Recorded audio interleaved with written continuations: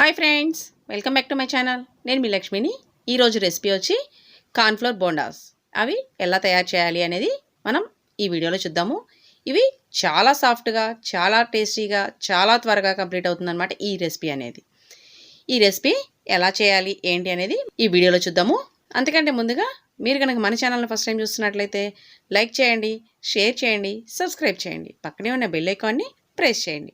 Bell ఐకాన్ని press చేయడం వల్ల నేను ఏ వీడియో అప్లోడ్ చేసినా ముందుగా మీకు నోటిఫికేషన్ వస్తుంది. ఇప్పుడు ఎలా చేయాలి అనేది చూద్దాము. 1 కప్ మైదా పిండి, 1 కప్ కార్న్ఫ్లోరు. మనం ఏ కప్పుతో అయితే తీసుకుంటామో అదే కప్ తోటి తీసుకోవాలన్నమాట. 1 కప్పు ఈ విధంగా పెద్ద ఉల్లిపాయని ఈ విధంగా చిన్న చిన్న ముక్కలుగా కట్ చేసుకున్నాం. అవి 1 కప్పు. ఒక 2 స్పూన్స్ చిల్లీస్ ఈ విధంగా సన్నగా కట్ చేసుకోవాలి. 1 స్పూను కొత్తిమీర సన్నగా కట్ చేసుకోవాలి. రుచికి సరిపడా salt, 1/2 spoon baking soda, 1/2 spoon chilli flakes, 1 spoon అల్లం వెల్లుల్లి పేస్ట్. ఇవన్నీ ముందుగా ఈ విధంగా బాగా మిక్స్ చేసుకోవాలి. పిండికి పట్టే విధంగా బాగా కలుపుకోవాలి. ప్రెస్ చేసుకుంటూ ఆనియన్స్ని, చిల్లీస్ని, గార్లిక్ పేస్ట్ ఇవన్నీ ఉన్నాయి కదా, ఇవన్నీ పిండికి పట్టే విధంగా ఈ విధంగా బాగా ప్రెస్ చేసుకుంటూ కలుపుకోవాలి. ఈ విధంగా బాగా కలుపుకున్న తర్వాత చూసారు కదా, పిండికి బాగా పట్టేసింది ఇదంతా. ఇప్పుడు ఇందులో కొంచెం కొంచెం వాటర్ యాడ్ చేసుకుంటూ పిండిని మిక్స్ చేసుకోవాలి. ఒకేసారి వాటర్ యాడ్ చేసుకున్నాము అని అంటే మనకి పిండి అనేది జారు వచ్చేస్తుంది. అందుకని కొంచెం కొంచెంగా వాటర్ అనేది యాడ్ చేసుకోవాలి. మనకి వాటర్ అనేది ఎక్కువ పట్టవు, కొంచెమే పడతాయి. అంటే మనకి ఆ కప్పుతోటి 1/2 కప్పు మాత్రమే వాటర్ పడతాయి అన్నమాట. ఈ విధంగా మనము కొంచెం కొంచెం వాటర్ యాడ్ చేసుకుంటూ ఈ విధంగా బాగా మిక్స్ చేసుకోవాలి ఈ పిండిని. మనకి బోండాసు ఏ విధంగా అయితే పిండి కావాలో అంత జారు వచ్చే వరకు ఈ విధంగా బాగా మిక్స్ చేయాలి. చూస్తున్నారు కదా, మనకి ఈ పిండి కలిపే విధానం కూడా మనం ప్రెస్ చేసుకుంటూ కలపాలి. ఎందుకు అనంటే మనం మైదా పిండి, కార్న్ఫ్లోర్ యూస్ చేస్తున్నాం కదా, అందుకని మనం ఈ విధంగా కొంచెం కొంచెం వాటర్ యాడ్ చేయాలి. కార్న్ఫ్లోర్తో వాటర్ అయితే ఎక్కువ ఏం పట్టవన్నమాట. ఇదిగో చూసారు కదా, ఈ విధంగా మనకి పిండి అనేది వస్తే సరిపోతుంది. ఈ విధంగా పిండి అనేది కలుపుకోవాలి. చూసారుగా, మనకి 1/2 కప్పు కూడా వాటర్ పట్టలేదు. ఈ విధంగా మనం పిండి మొత్తాన్ని ఇలా చేసి ఒక అరగంట సేపు ఈ విధంగా మూత పెట్టి పక్కన పెట్టుకుందాం. ఈలోపు మనం ఆయిల్ పెట్టుకుందాము.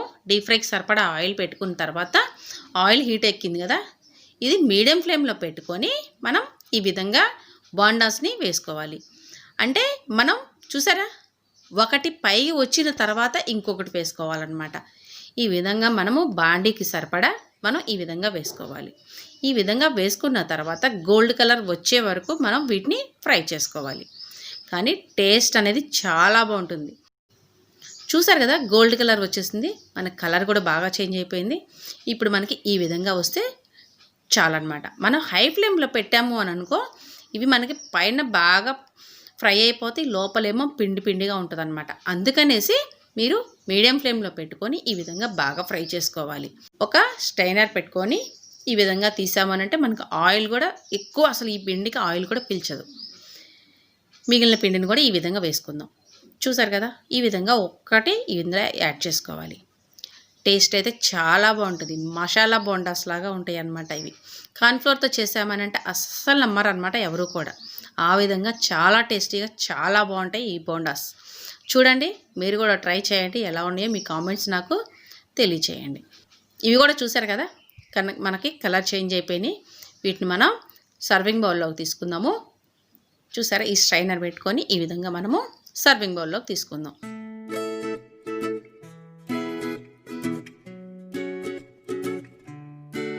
చూసారా ఫ్రెండ్స్, నేను సర్వింగ్ బౌల్లో కూడా తీసేసుకున్నాను. ఇది టమాటా చట్నీ, కొబ్బరి చట్నీ తోటి టేస్ట్ అనేది చాలా బాగుంటుంది. మీరు ట్రై చేయండి ఫ్రెండ్స్. ఈ వీడియో మీకు నచ్చిందా? ఈ వీడియో కనుక మీకు నచ్చినట్లయితే లైక్ చేయండి. మీ ఫ్రెండ్స్కి, మీ రిలేటివ్స్కి షేర్ చేయండి. నాకు సపోర్ట్ చేయండి. Thank you friends.